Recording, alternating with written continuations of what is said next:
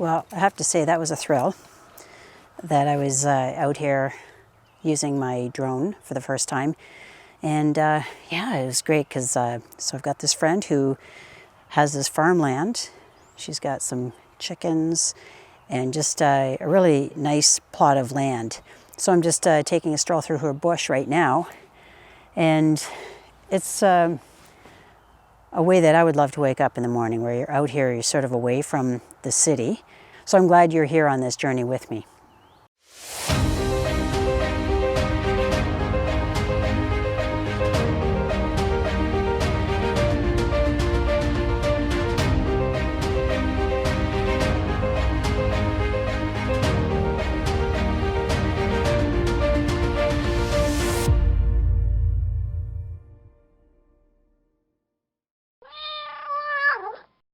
So I'm out here with my new DJI Avata drone, and today's the very first day I've ever tried this.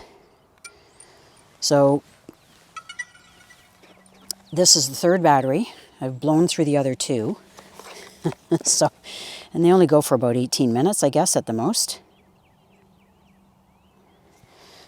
So I'm just giving you a chance to see my firsthand experience.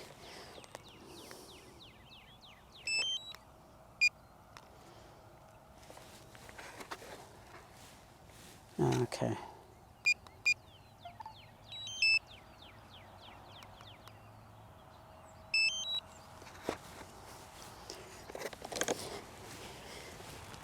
So you have to be able to see through the goggles. It gives you that immersive experience.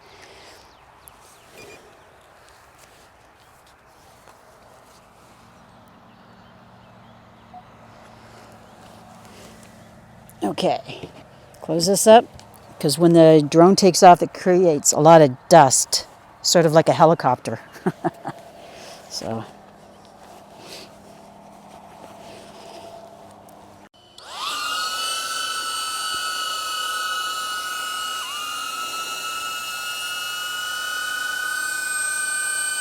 I mean, it's a pretty cool experience.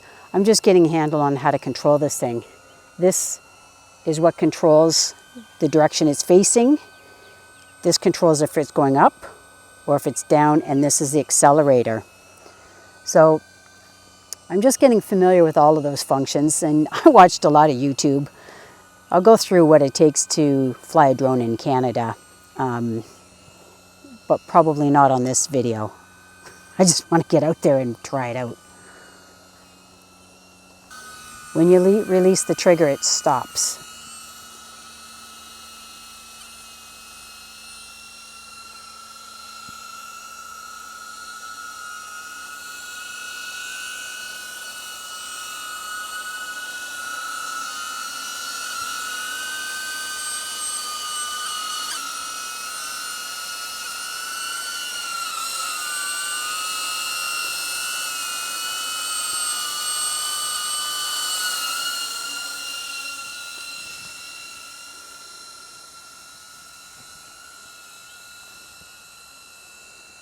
I'm certainly not giving it a lot of gas or power. And it's because I don't want to lose it, I don't want to crash it, and I'm just getting familiar with it.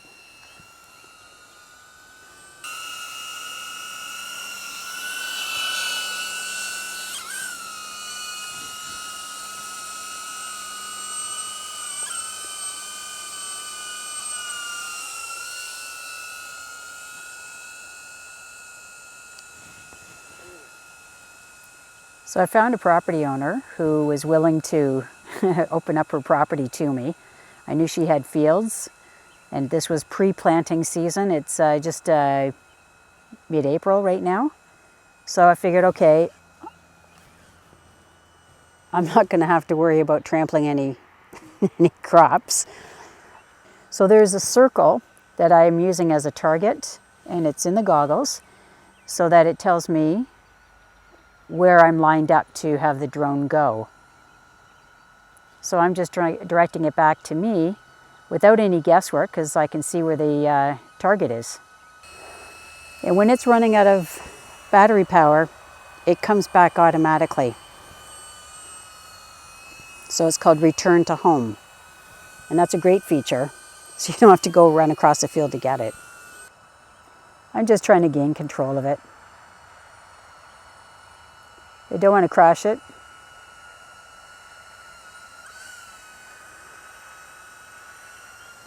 I want to see how responsive the trigger is.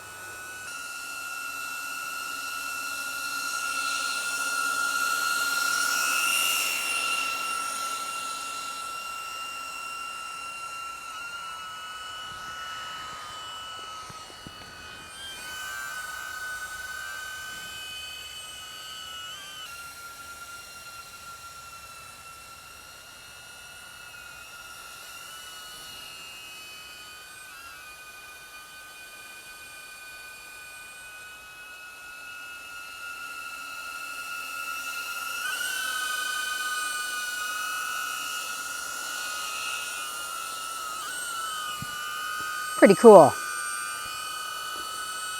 I realize I need a lot of practice, but hey, this is day one. I had to get a pilot's certificate to know the do's and don'ts. I just got that yesterday. So that was step one. In Canada, you also have to register your drone with Transport Canada if it's over 250 grams and under 25 kilograms, sorry.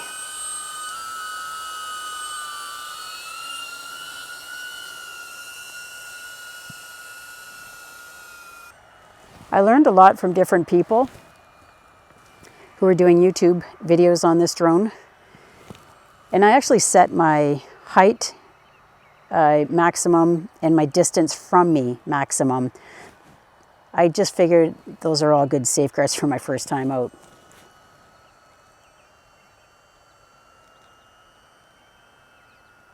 There, I just find myself on the screen.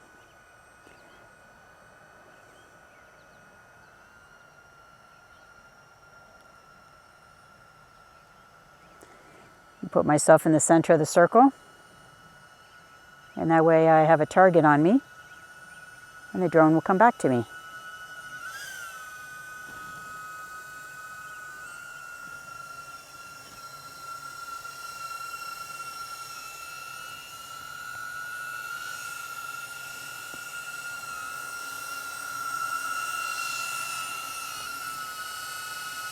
Okay, it's low battery. You'll see this return to home feature. It's built in. It's on its own. It's autopilot right now.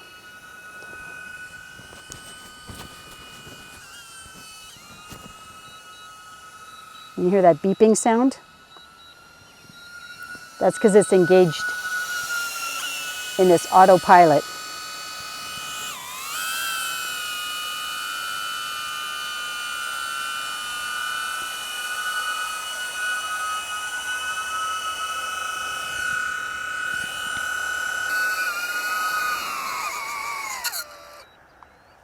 Yeah, it says on here, press and hold the, there's a lock button which is in red to force the landing. So before it actually did its own landing.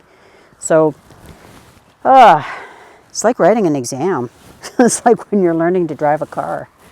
So, all right, so I'm going to just shut off everything,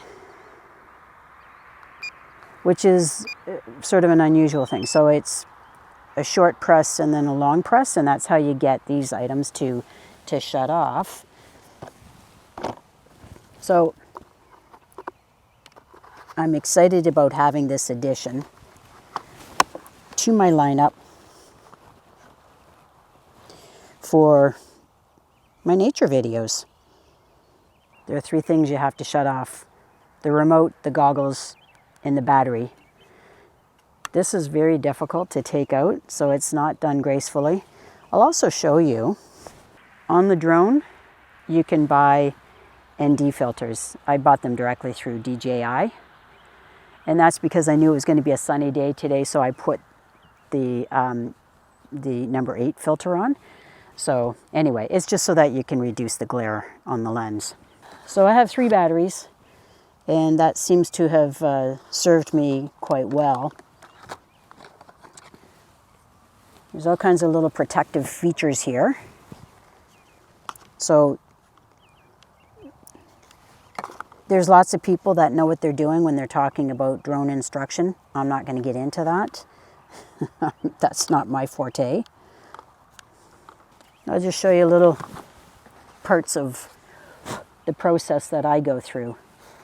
And so then when I get home, just like with my camera batteries, I charge everything up again. Wipe off the dust. Most important thing is you want to protect your lens. So that's actually why I wanted to put on an ND filter. I just want to make sure I don't scratch that. I think I'm going to be putting that back in the truck.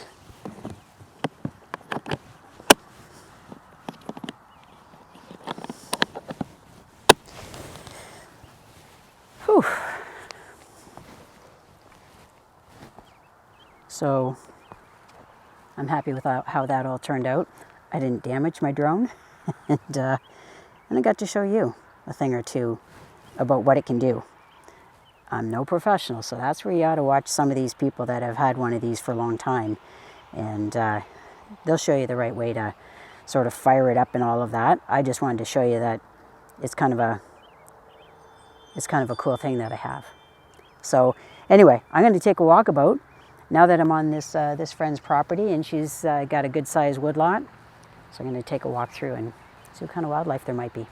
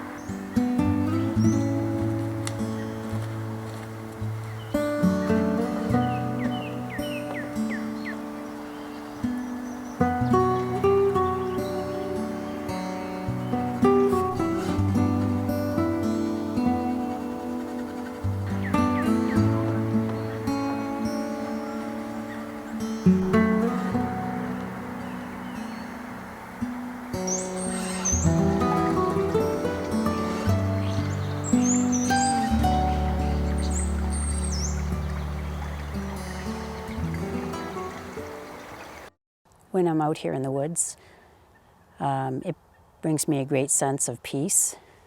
And this is a reflective time for me. We're approaching the end of April 2023, and that means it's also about the 3rd anniversary of my mom's passing, which was April 28th, 2020.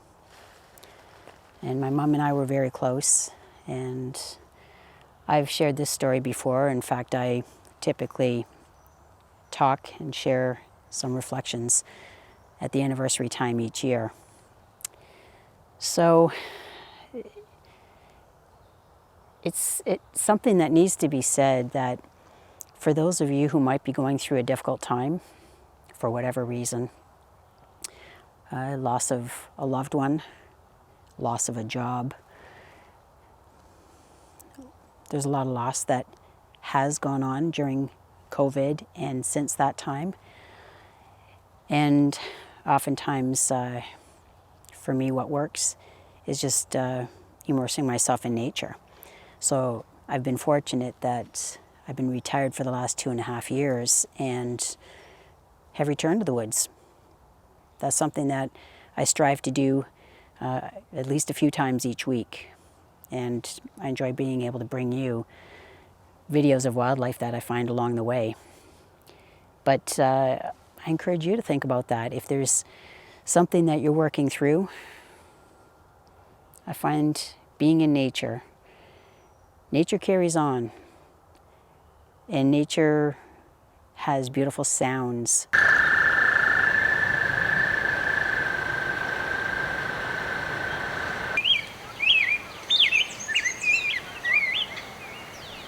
colors, smells associated with it, that when you immerse yourself in it, it may bring you some peace and comfort as well.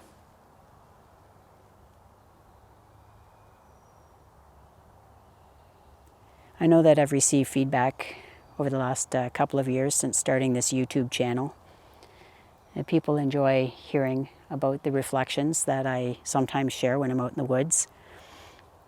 And I just hope that my message can help to bring peace to somebody else who might be struggling. For the loss of someone so near and dear to you, as in my case, my mother, it actually still feels unbelievable to me that she's gone. And I have pictures and things like that around my home. I typically wear her wedding ring because it was so meaningful to her on my right hand, and wear Shannon's, the wedding ring I exchanged with her at our wedding. On my left hand, I took off both rings. I often do that when I'm out in the woods because I don't want to damage them. I don't want to risk losing them. But I have that peace knowing that there's a part of her with me. I look at it, I think of her, and then I can be in my own thoughts when I'm out here in nature. So the pain does dull over time. The memories hopefully don't ever fade. I know I have all kinds of photos and videos of my mom. Yeah, I was very fortunate that I had such a close relationship with her, that I was privileged enough to be able to feel the loss and the pain because of my close relationship with her. So it's not a bad thing that we feel what we feel, and that we have to take the time, whatever time that is, to heal, because it means that we really loved. We loved deeply. So I'll continue on this hike today, see whatever interesting sights might be around me, and I'll hold thoughts of my mom close in my heart as I do that today.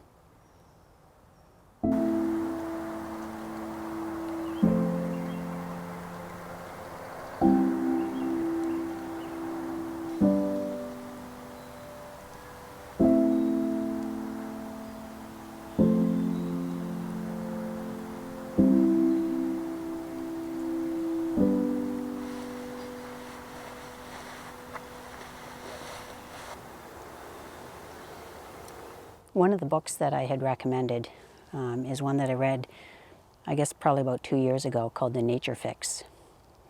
I'll link it down below. It's one that I guess helps to drive home the point that nature has this incredible way of helping to fix or soothe or comfort a person going through whatever it is that they're dealing with. It doesn't make the problem go away. It just helps us when we are feeling that we need to be comforted. That's what nature does for us. And it doesn't ask for anything in return. This is such a beautiful setting. I love it. I hope you do too.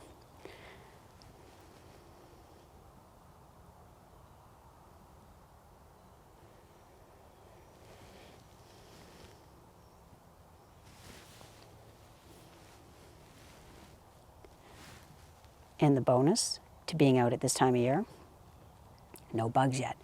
We've had this incredibly bizarre set of temperatures in the last week where it was approaching or reached 28 degrees Celsius. I think it's heading back up there today. That has broken records this week in southwestern Ontario, because that's July weather, maybe even late June weather. It's not April weather. So the problem is, I think that will accelerate things with regards to the bugs in the area. We've no more snow or anything like that, but and it's very comfortable right now because I'm out here in the morning. But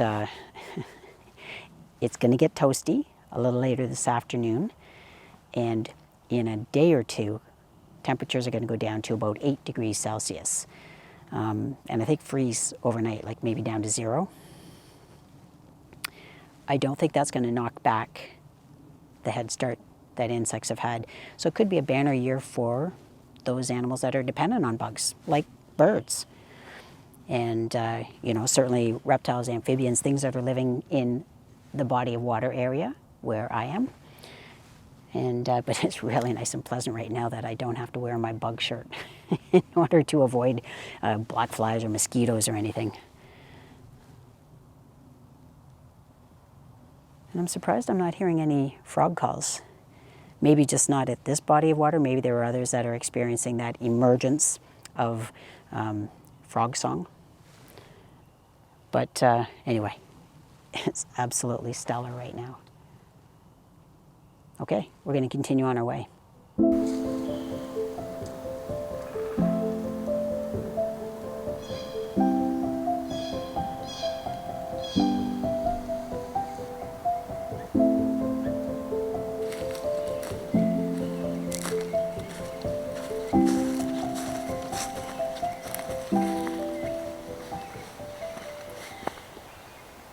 It's been a really great experience being out here today.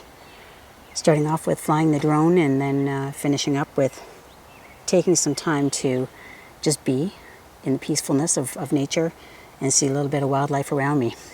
But I'm going to wrap up today's hike. I'm going to continue on and bring you out there again tomorrow. It's starting to get a little toasty right now, so I'm going to head home where I can get out of the sun that's getting stronger today. Anyway, yeah, thanks for joining me today, but stay tuned. I'm bringing it along tomorrow as well.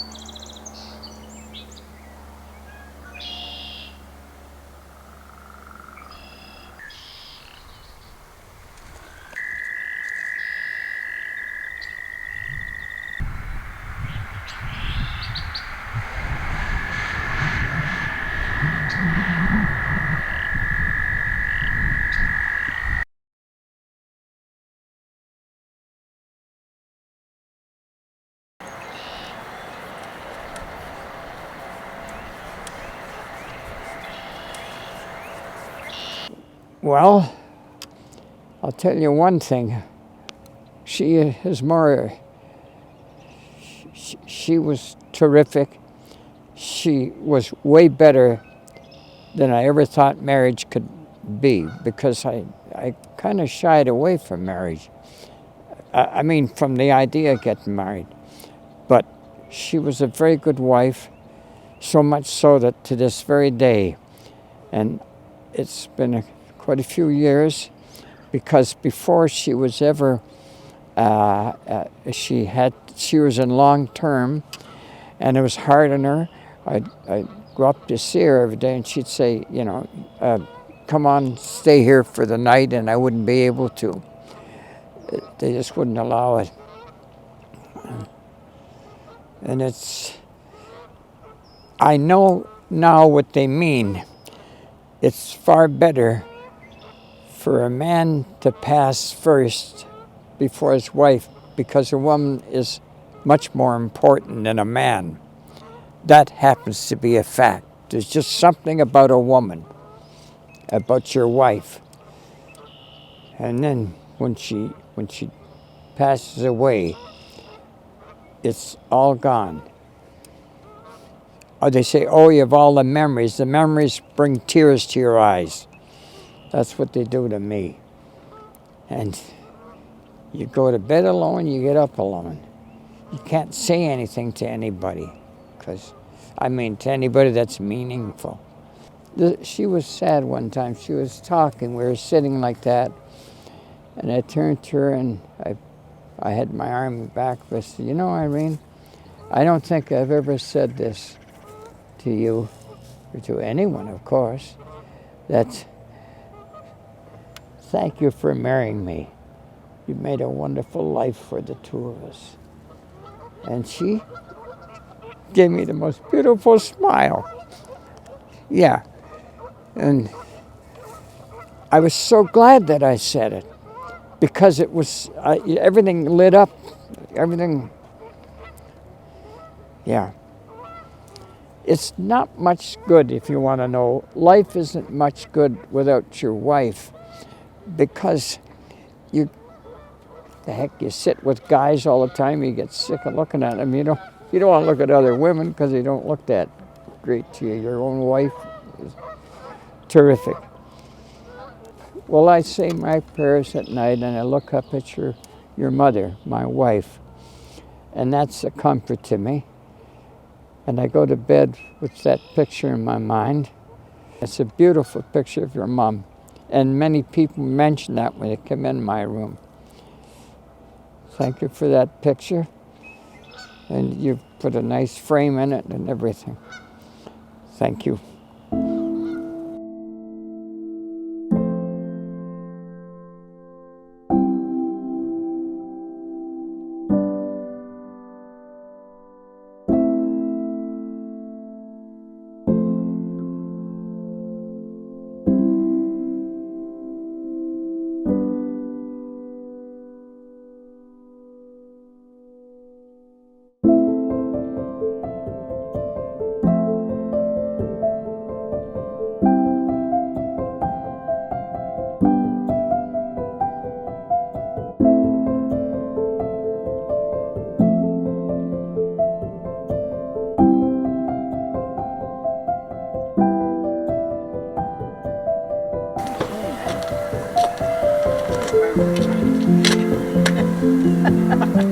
Shut up.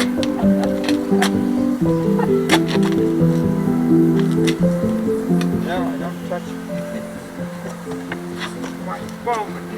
Oh.